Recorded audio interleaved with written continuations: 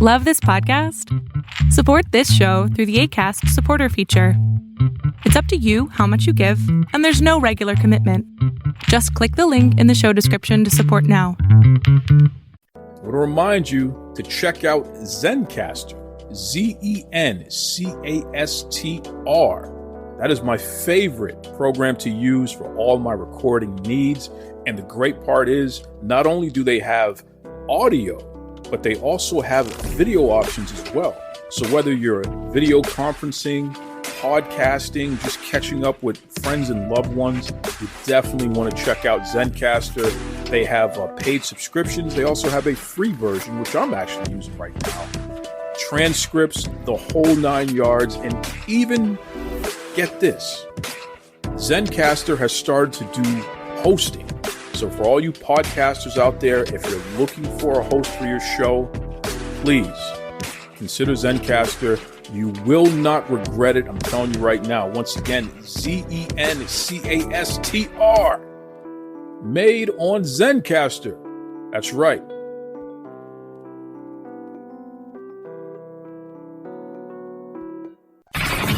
Locked in. Look at what we have here, folks. To the only show that matters. The cream of the crop. Duke loves wrestling. And there is no one that does it better than your host. I have come here to chew bubblegum and kick ass. The Duke. And I'm all out of bubblegum.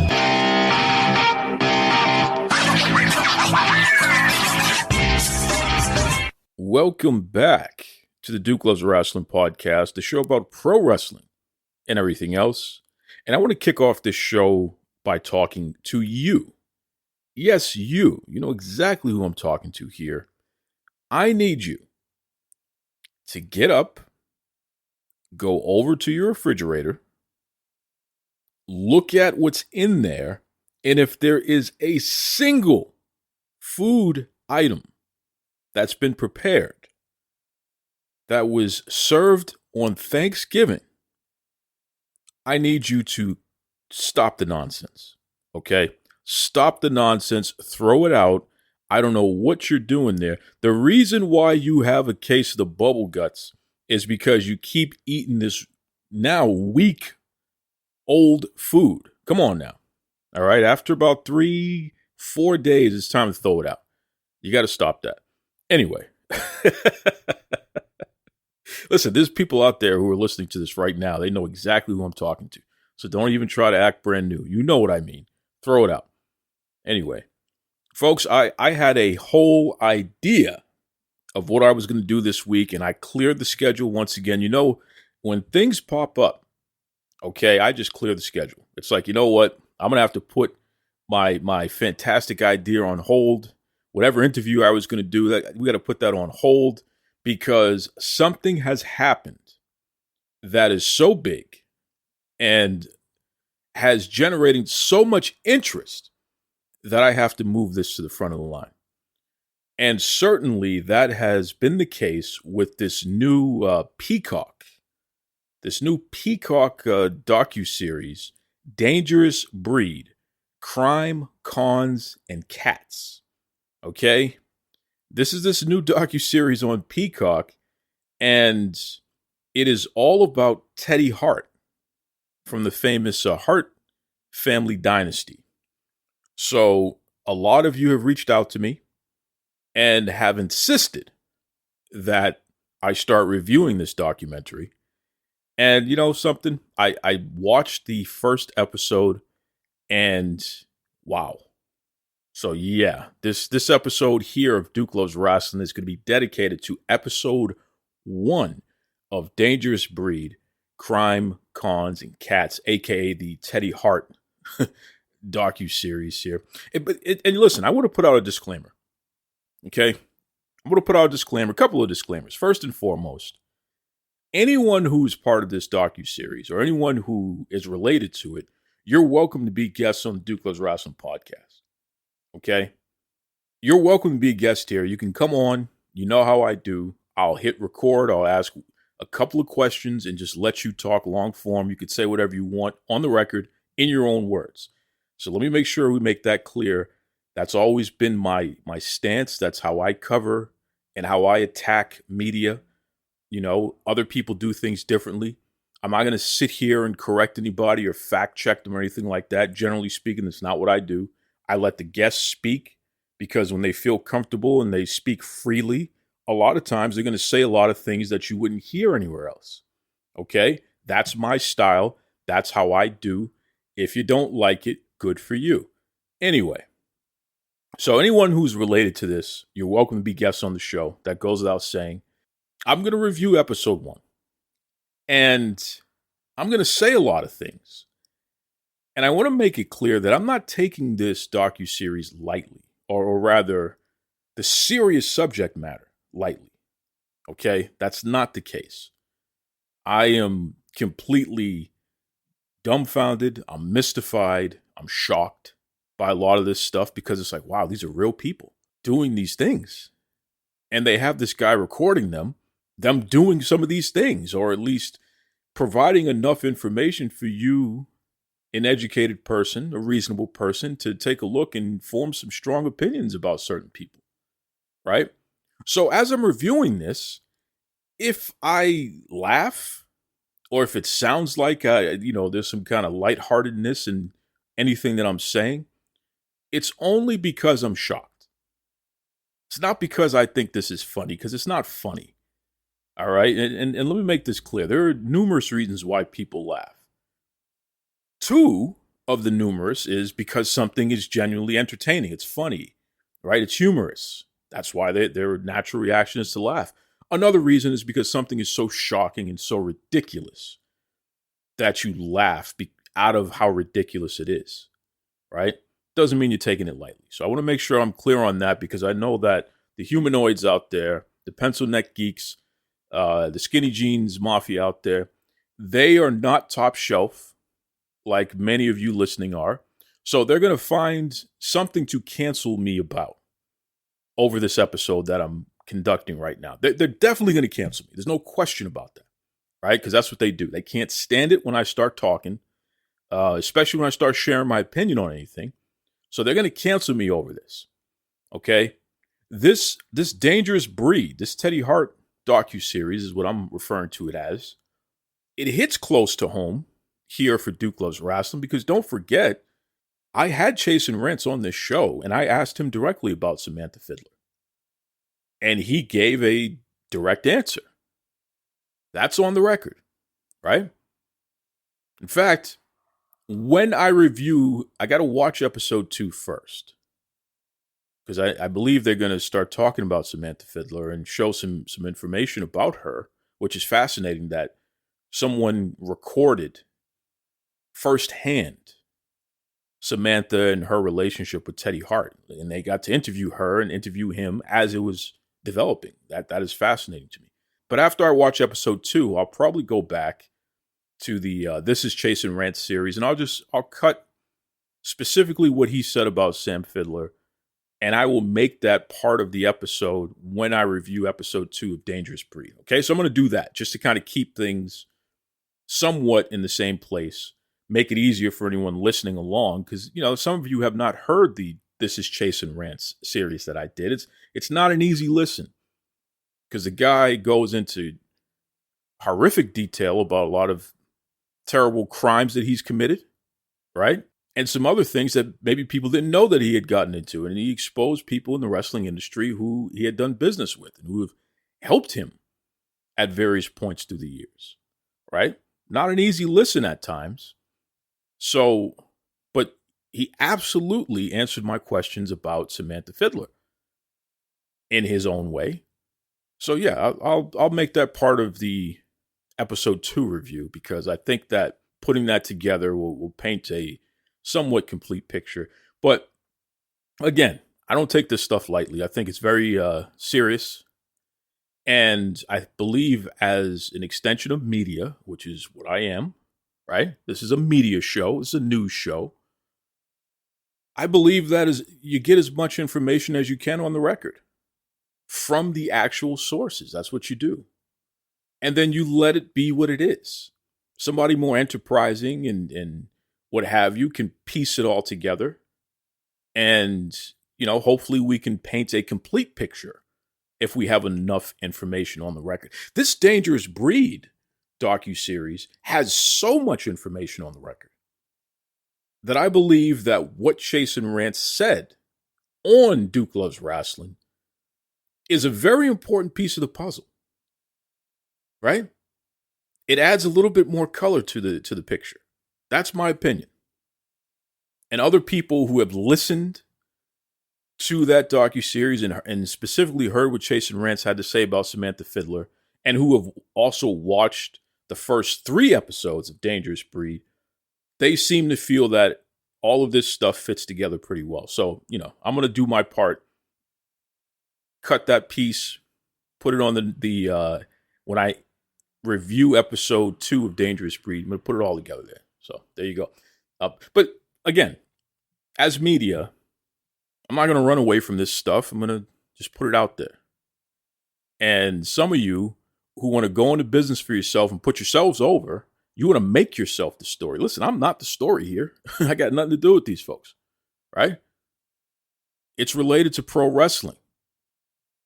So I've reached out to people who are close enough to the action, including somebody who's directly related to the action, to help get as much information on the record as possible, right? But I'm not the story here. So I don't need to, well, you did this and neither, some of these knuckleheads out here who critiqued my This Is Chase and Rant series and talked about how I didn't do this and I didn't fact check that and I didn't call him out on that. I'm not going to do that. Quite frankly, I'm just not going to do that. You know why? Because no one has gotten as much on the record with Chase and Rance as I have. And it lives. Despite all of your best efforts out there, some of you humanoids, demanding that I take it down. Get rid of it, right? Which is ironic. Why would I ever do that? What if something that he said helps contribute to figuring out what happened to the missing person, Samantha Fiddler? This lady who was training to become a pro wrestler and then she up and disappeared. Don't you think that's important? Right? No, I'm not taking it down. I never took it down. And I still get hell for that. Good. Some things are more important than whatever personal interest or nonsense or covering up that a lot of you folks out there are doing. Because, I truly believe that in terms of quote unquote cleaning up the wrestling industry, the majority of you're not interested in that. You like to complain, but you don't want to clean anything up. You don't want to help contribute to a solution, right? You get somebody on the record, one of the few people related to this case, and he openly speaks about Samantha Fiddler and Teddy Hart and himself and his position, what have you, and you have a problem with me having that content up, go to hell, right? That's what I say to all of you out there who have gone out of your way to talk nonsense over the past couple of years about that. You've canceled me, and I've never been bigger since, so thank you for that. Keep canceling me. Anyway, I'm going to review this Dangerous Breed episode 1 because I'm just...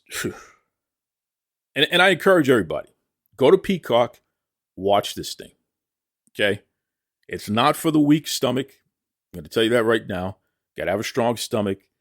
There's very clear signs of domestic abuse, right? We haven't seen the physical yet, but certainly the emotional and the verbal is there in plain sight. So I'm going to start with that. Anyway, and also good job by the guy who created this. I mean, a lot of folks have said that this is terrible. I don't think it's terrible. I think it's fascinating. Who else has this much information on the record? That alone makes it fantastic. I don't care if you don't like his storytelling, his reasoning, if you don't like the people involved or what have you. This is a real life thing going on. Teddy Hart's life and the people involved and all of the things associated with it. This guy has it all on the record. Or at least he has a good chunk of it on the record. I think that's fascinating. So, kudos to him. You give that guy all the awards for this. Anyway, Teddy Hart, right? He's part of the Hart family dynasty. Very talented. Everybody says that. Everybody knows that. You could see him wrestle, and you can see he can do all these death-defying stunts. Flippy dippy, peanut butter skippy. That's what he is. But Teddy also was trained properly, so he does know psychology. He does know how to wrestle.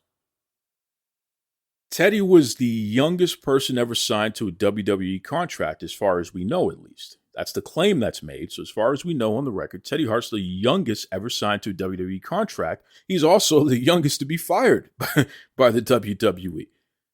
WWE put out a statement saying that, quote unquote, Teddy Hart is uncoachable. Wow. And it's not hard to see that. This guy plays by his own rules. This guy wants to be the center of attention. That's my assessment. I'm giving an opinion based on what we've been shown in this documentary, but also what I've seen elsewhere. Teddy Hart wants to be the whole show. And he doesn't necessarily want to share the spotlight. And when the spotlight becomes bigger, Teddy's going to find a way to pull that back over to his side. That's what I observe, right? Teddy, if you want to come on the show and correct me, that's okay. You're welcome to do that. But from what I observe, you are a spotlight hog. You need the spotlight. You need the attention, and you want it 24/7. That's how you've projected yourself to the world. Anyway, some documentary filmmaker guy decides, he's going to do something about this crazy guy named Teddy Hart that everyone keeps talking about. So they meet, get together, and, this guy starts filming. The guy's name is Frederick Croce. I think it's Croce. I could be wrong.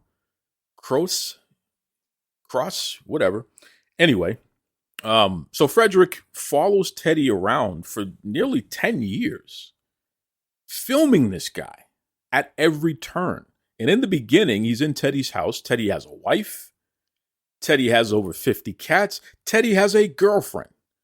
And then there's other women who are in and out and things like that. Teddy's training people, quote unquote, in his home.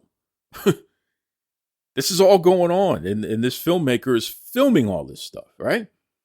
And the filmmaker interviews the wife and the girlfriend constantly, and they have nothing but great, oh, I love it here, and this is great, and yes, we're in an open relationship, and we swing, and we do all these things. Okay, great. Fast forward months down the road, and Teddy Hart is in the United States at the time. He's in Texas, but charges are filed in Canada, and the charges are for sexual assault, keeping people against their will. So now Teddy Hart is literally a fugitive. He's an international fugitive on the run. What? This wrestler who breeds cats and sells them. That's his real business, right? He's selling cats $500 plus a pop. That's how he keeps the lights on, allegedly. And he smokes a lot of weed. And he always has women around him. And he's always talking. This guy is on the run for sexual assault and for keeping people against their will. Now, who are the people who have filed these charges? His wife and his girlfriend. Are you kidding me? His wife and his girlfriend, who are doing these interviews, saying everything is all right and everything is great. And then they have the interview. The guy goes back and interviews them after they file the charges, and they start telling a different story. The complete opposite of everything is all right and everything is great. And it's like, oh, this is weird. Because we see them making out. The girls are making out with each other. Teddy's giving commentary, hey, take your shirt off. And, at one point, the girls are getting in bed with each other, and they're in a 69 position, and then the camera pans away. Like this, Teddy's allowing these folks to film this stuff, but the ladies are allowing this stuff to be filmed as well, right? So you're looking at it kind of confused, like, oh, what the hell's going on here, right? But then they introduce another woman to the story, a lady who's down in Texas named Machiko. And anyone who knows anything about independent wrestling, especially of the past, I guess we can say 7 to 10 years, especially if you know anything about independent wrestling in the Texas area, you know about Machiko, right? She's wrestled a lot of the who's who from the independent scene over the past 7 to 10 years, especially if they pass through Texas. We know Machiko. She has that weird name that you can't pronounce, so you need somebody who knows how to pronounce it to say it. I don't know what the hell a Machiko is. I've never heard of that before. And if I'm being disrespectful, if it's an actual word that means something, or if it's just a family name, I apologize. Forgive my ignorance. I always thought it was Machiko. Like, okay, she's Machiko, like or the movie Machete. I don't know, but it's Machiko. Okay, great. So the lady is quote unquote dating Teddy Hart. Somehow, some way, he's living in her home with a hot tub and all this other amenities. And she loves him, and he's great. That's what she says on camera. So it's like, okay, we've seen this before. And then the guy goes out to Hibachi Steakhouse, and he's cussing the woman, calling her the B word and telling her to shut up and all this. And I'm like, oh, well, we didn't see this side of this guy before. And then he threatens her on camera. I don't care if the camera's here. You're lucky the camera's here because, you one of these days your mouth's going to get you in trouble. And, if the camera wasn't here, I would put you to sleep. I'd choke you out. This is what the guy says Teddy Hart says to Machiko. So now it puts everything that we saw before that point in question. And this whole exchange with Teddy and Machiko happens towards the end of the episode. Like the first 2/3 of the episode was Teddy Hart hanging out with his wife and his girlfriend and other women and his 50 cats. And he's just kind of a crazy character that, the filmmaker is trying to do a reality TV show. And they even got offered a contract for $100,000 to further develop this thing. So this is about to be a thing. And it makes sense. Teddy's kind of a weird character. So it's like, yeah, I'll watch that. But now, in addition to the sexual assault and the holding people against their will, I mean, Jesus, what is this? R. Kelly all over again? Now we have him literally threatening to choke Machiko out and saying that if the cameras wasn't there, not only would he choke her, but he would literally put her to sleep. Damn near kill her, basically. You're cutting off the oxygen in somebody so they don't have enough oxygen to the brain. Somebody can die like that, right? Because this is not an MMA fight he's talking about. He's talking about doing it personally, right?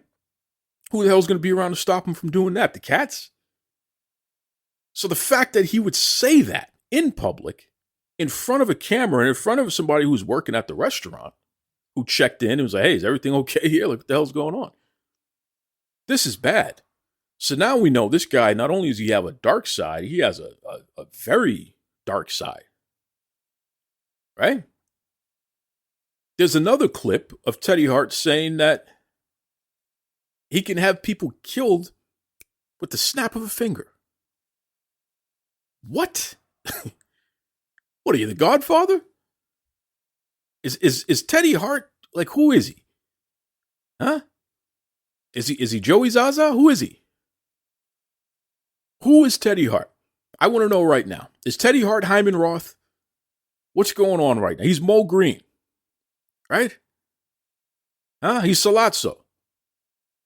Any Godfather folks out there, they'll get all those references, or at least most of them, right? Teddy Hart said he can snap his fingers and have somebody killed.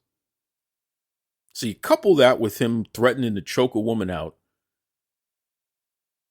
and then you couple that with the fact that he's being charged with sexual assault and holding people against their will. And he's technically a fugitive, an international fugitive. He's hiding out in the United States because he's being, called by Canada to turn himself in. So now it's not so hard to believe that this guy could be capable of all of these things. All right? Now, there's a young lady, and the docu-series covers it, Samantha Fiddler. I mentioned her before. Again, she's breaking into pro wrestling. Somehow she started dating Teddy Hart. They came to the United States. Jason Rance was involved. I guess Teddy brought her around Rance for more training or what have you. And then one day, Samantha Fiddler disappeared and nobody seems to know what happened to her. That is terrifying, right? She's from Canada. She's in a different country in the United States. She disappears, and she's just been around these wrestling guys. No one knows what the hell happened. This Teddy Hart guy with the cats and the girlfriend and the wife who are all together, and now the girlfriend and the wife are claiming that he sexually assaulted them and held them against their will, but yet they're on camera going along with things. But now he's threatening to choke Machiko out, and he's claiming that he can have people killed at the snap of a finger. Okay. Now you look at it and you say, okay, is this Teddy Hart guy like the biggest, like scariest lunatic out there? Because it's certainly starting to feel that way based on the information that we're watching here. This guy is dangerous, right? That's how you feel when you watch this. That's how I felt. I've seen what other people are saying online, and certainly it seems to be across the board here. We're looking at this guy like, whoa, what the hell is wrong with this guy? Hide everybody, especially women, away from this guy. This ain't right. So it's disturbing. The whole thing is disturbing. And I'm only one episode in. And it's clear that there's a lot of smoke here and a concern for fire.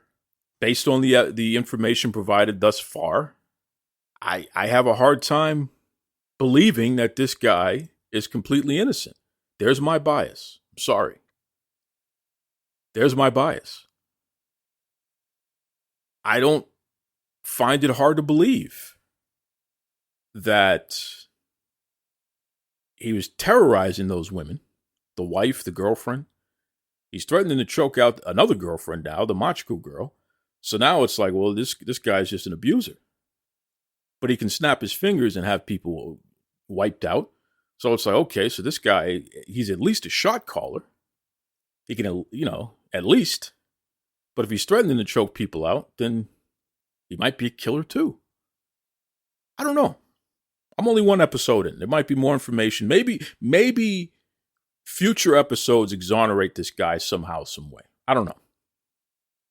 What I do know is this is fascinating stuff here. Because what is it inside of someone like that makes them want a camera on them pretty much 24/7, recording everything? They want it all documented. Because here's the thing. Before we even knew this Dangerous Breed docuseries existed, don't forget, Teddy Hart was on YouTube with Maria Manick, and they had their own YouTube show, and they were recording a lot of crazy stuff, and there was like a couple of months of just complete disaster going on. And it was clear that, like, whoa, what the hell's going on here? So it's fascinating. It's absolutely fascinating. Again, I encourage everybody to watch this and keep an eye on it. But I do wonder, for all of you in the wrestling industry, how do people like this continue to exist in wrestling? Like I said earlier, the Machiko girl, everyone who knows anything about the indie scene, especially in the Texas area, they've heard of her, right? And you've heard that she's, quote unquote, Teddy Hart's girlfriend years ago. And I'll tell you something. Unprompted, numerous people have told me that they've been at shows and they've seen Teddy Hart physically slap Machiko. Right? Numerous people have told me this, unprompted. And look, if my information is incorrect, someone can come on the show on the record and they can correct the record. But I've been told by numerous people off the record that has happened. They have witnessed that. And of course, the first thing that comes to mind is, well, what the hell did you do about it? Got this guy, well, we told him he can't be doing that here and you might need to leave and blah, blah, blah. It's like, no, Jesus Christ, get that woman some help. This guy's smacking her around in front of everybody. What is he doing when no one is not around? So the fact that the docuseries Dangerous Breed episode 1 was able to capture him threatening to choke her out, I'm not surprised by that. Based off of what I've heard about the way he's treated that woman. And from what I understand, because I've seen posts online, she's no longer with that guy, and thank goodness for that. Because it doesn't seem good at all, whatever he's got going on. I could be wrong. I'm going by what's been presented. How can people like Teddy Hart exist in pro wrestling? All I hear is about how pro wrestling is a brotherhood and how people need to stay out of the behind the scenes stuff because we police ourselves. But yet at every turn, I notice that in pro wrestling, you're not policing yourselves at all. You're complicit. You sit back and you shrug your shoulders and it's not my problem. That's what you do. It's not like you're banding together to actually do something about the problems. And in fact, it's usually fans who are driving the narrative to try to clean up what's going on in pro wrestling. And ultimately it falls apart because there are not enough people inside pro wrestling to keep that going. You know, all that Me Too stuff, the folks who have been affected by the Me Too stuff, a lot of them who are still quote unquote canceled, they're only canceled because fans have threatened not to patronize these promotions. It's not other wrestlers. And I'm not saying that all wrestlers are not involved in cleaning up. There is a small percentage who do put themselves out there and then they get blackballed for doing so. Why? Because the greater industry doesn't support that. So it's interesting. The whole thing is interesting. I don't believe that someone who's openly slapping women around, slapping anybody around, threatening to choke them out, doing it in public, on camera, all that, doing it, period. If you know that this is happening, how is this person allowed to continue to draw a paycheck in your industry?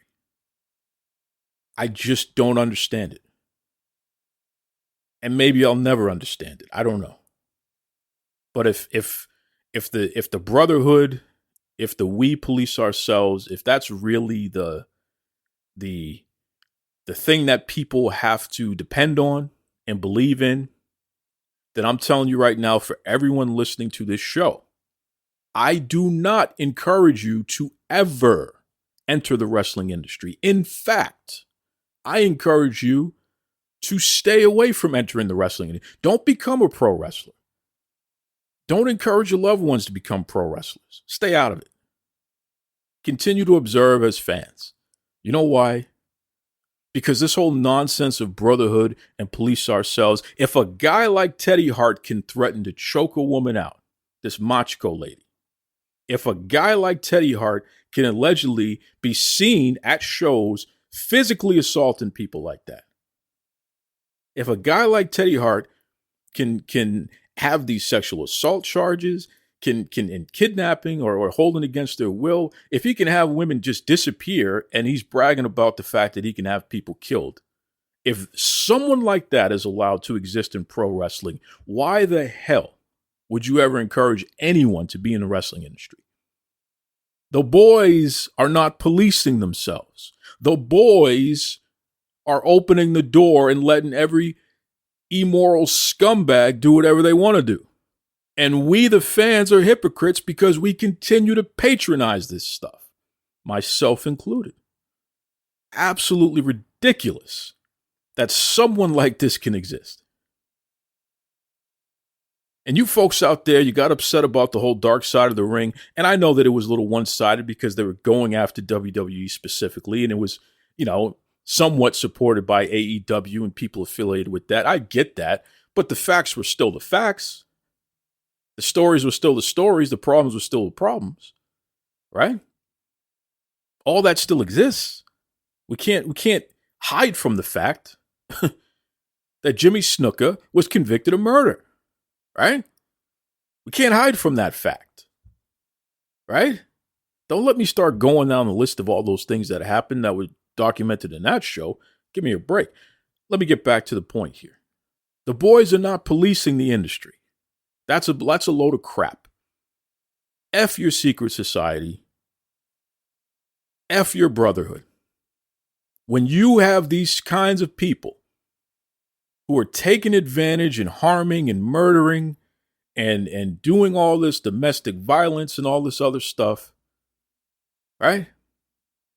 F your brotherhood. If that's what your brotherhood is about, F your brotherhood. That's what I say to that. Yes, Duke loves Rasslin, but Duke doesn't love scumbags. And Duke doesn't love people who are complicit and looking the other way while the scumbag all over the place. Clean it up. Come on. I'm going to get canceled for this. I know that. And that's okay. It boggles my mind how people like this can exist. Like this is allowed. And people, it's Teddy being Teddy. What? No. How is this guy getting booked in shows? How are people patronizing this guy? When there's a missing woman, there are women who are claiming sexual assault and being held against their will. He's threatening to choke out another woman. Like this is, and that's all we know about. Wait until the others start coming out of the woodwork. Whew. That was just episode 1. I can only imagine what more we're going to see. And again, they have Samantha Fiddler, the missing woman, the missing mother. They have her on video saying a lot of stuff. Oof. It's not an easy watch, but it's a necessary watch. And again, kudos to the guy, Fred, who put it together. Peacock, you did a good enough job. The information's out here. So that's the other part about it. The information's out here. So what are people going to do about it? What are the authorities down in Florida doing about it? That's what I want to know. It's amazing. It's amazing. So I will definitely be covering episode 2. I'll cover every episode that they put out of this series because I'm dialed in, man. I'm completely in. And again, anyone who is associated with this, if you want to come on the show, you're welcome. I'm not going to attack you. I'll let you say your piece. That doesn't mean I don't have an opinion. And certainly on this episode, I expressed a lot of opinion, which, that may be bias. And I will be upfront and admit, yes, I am very biased about this whole situation. Absolutely I am. Some of you out there, regardless, wrestling or not wrestling, threatening to hurt people, especially people you're in relationships with, cussing them and all this other stuff. Look, man, you're a no good bastard to me. That doesn't mean I can't interview you. I'll interview anybody. I'll interview the devil himself. I don't care. Whatever. I'll ask him questions. But you're a no good bastard to me if that's how you conduct yourself. Calling women out their names and threatening to harm them and stuff like that. This is literal scumbag behavior. You are a literal bastard to me. Just so you know. Just so we're clear. Just so there's no confusion there. I don't have to like you. I don't have to dislike you. I don't have to feel anything about you to interview you. But if you're treating anyone like that, especially women, you're a no good bastard to me. Period. It's just the way it is. And certainly Teddy Hart, I don't know, man. I don't know. I don't know what redemption looks like for someone like yourself, but I'll tell you, it don't look good to me. I don't know if you can be redeemed. Not in my book. The way that you've conducted yourself, sir, I hope that you were held accountable for all that you have inflicted upon the people you've inflicted upon. That's all I'll say to that. Legally, of course, held legally accountable. I ain't advocating for anything else. Of course not. Just, again, pro wrestling. You're a brotherhood. You police yourselves, and yet you allow this type of stuff to happen. Disgusting. Anyway, Duke Loves Rasslin on Facebook, on Twitter. DukeLovesWrestling@gmail.com. Let me know what you think. You all have insisted that I cover this, so you've already been letting me know what you think on this in general, but after what I've just said here, I'm sure there's going to be a lot more to be said. Boy, I tell you, it boggles my mind. And again, these are real people. This is real life stuff, man. That's the crazy part about it, you know? So anyway, I'm going to end it there. That's a lot to digest for sure. Maybe next week I'll cover episode 2. We'll see. Or maybe I'll wait 2 weeks and then cover episode 2 of this Dangerous Breed show. But, you know, we're going to continue. Certainly. Till then, be kind to yourselves and be kind to others. Catch you next week. Mr. Tony Schiavone, and we're desperately out of time on Duke Loves Wrestling.